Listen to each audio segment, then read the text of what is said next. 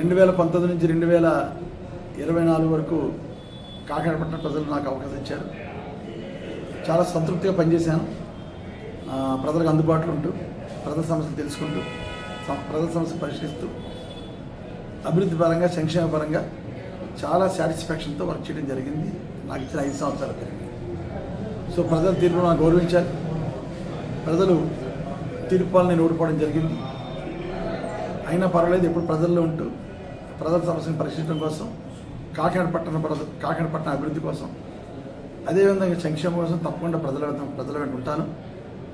ముఖ్యంగా ప్రజలు ఇచ్చిన తీర్పులో గెలిచినటువంటి మన వనవాడి వెంకటేశ్వరరావు గారు, కొండబాబు గారు, అదేవిధంగా పంత నానాజీ గారు, అదేవిధంగా ఎంపీ అయినటువంటి ఉదయ్ శ్రీనివాస్ గారికి అభినందనలు తెలియజేసుకుంటున్నాను.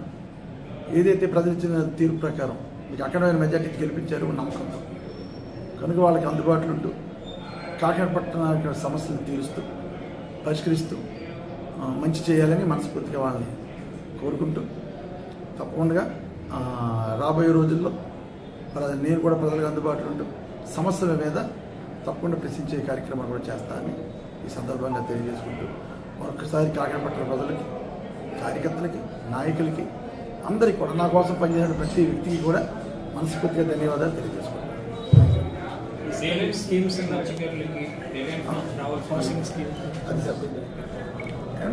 అదేవిధంగా ముఖ్యంగా కాకినాడ ఎమ్మెల్యే అయినటువంటి వనమాడి వెంకటేశ్వరరావు గారికి ఏదైతే నేను చేసిన కార్యక్రమాలు ఉన్నాయో అవి మిమ్మల్ని త్వరగా పూర్తి చేయమని, వాటి మీద ఎక్కువ దృష్టి పెట్టమని మనస్ఫూర్తి కోరుకుంటున్నాను.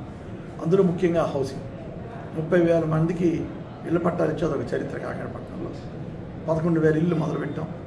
కనుక మిగతా అందరి ఇళ్ళు కూడా పూర్తి చేసేలా మీరు చర్యలు తీసుకోవాలని, అదేవిధంగా ముఖ్యంగా ఓఎన్జీసీ వల్ల చాలామంది మత్స్యకార కుటుంబాలు నష్టం జరుగుతుంది. ఆ ఓఎన్జీసీ కూడా సమస్య పరిష్కరించాలని, ఓఎన్జీసీతో పోరాడి నష్టపరిహారం తీసుకొచ్చి మత్స్యకార కుటుంబాలకి తోడ్పాటు ఉండేలా చేయాలని మనస్ఫూర్తిగా కోరుకుంటూ, ఓఎన్జీసీ కార్యక్రమంలో ఏ ఉద్యమం చేపట్టినా కూడా వైఎస్ఆర్ పార్టీ కూడా మీకు తోడ్పాటునిస్తుందని సందర్భంగా తెలియజేసుకుంటాను. సార్, అంటే జనరల్గా రాష్ట్ర వ్యాప్తంగా ఈ కక్ష సాధింపు చర్యలు జరుగుతున్నాయి, మరి కార్యకర్తలకు మీరు ఇచ్చే భరోసా ఏంటి?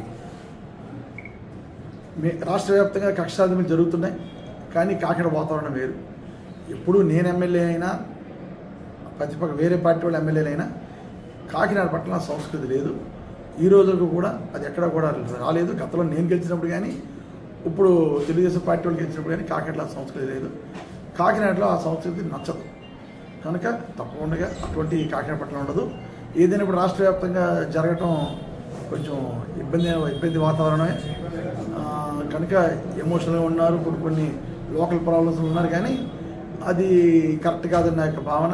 ఈరోజు అధికారులు ఉండొచ్చు, రేపు అధికారులు ఉండకపోవచ్చు, కానీ ఇటువంటి కక్ష సాధింపులు అనేది కరెక్ట్ కాదని నా భావన. అక్కడ లోకల్ పరిస్థితి ఏంటో తెలియదు, కానీ కాకినాడ వరకు గతంలో లేదు, ఇప్పుడు ఉండవు అటువంటి అని నేను భావిస్తాను. సరిపోతుంది.